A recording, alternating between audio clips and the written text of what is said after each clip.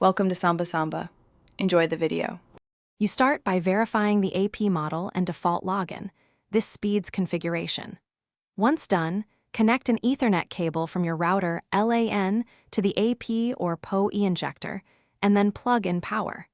You need to wait about 60 to 90 seconds for the device LEDs to indicate readiness.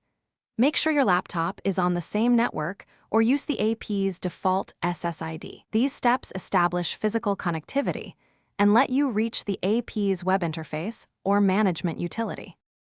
You now log into the AP's web interface or use TP-Link's Discovery app to find the device. Enter the default credentials and then change the admin password immediately for security. Next, set the operation mode to access point unless you require repeater or client behavior. This determines how traffic flows. Configure the LAN settings and decide if you want static IP or DHCP assignment. Make sure to save and apply each change so the AP reboots with the correct role and network settings.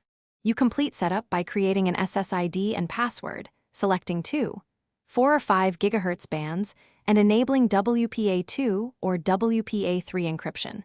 Stronger security prevents unauthorized access. Then adjust transmit power and channel width to balance coverage and interference. Once saved, connect a client device to confirm throughput and roaming if you have multiple APs. If something goes wrong, reset to factory defaults and reconnect physically. Use a wired connection to log in and reapply settings.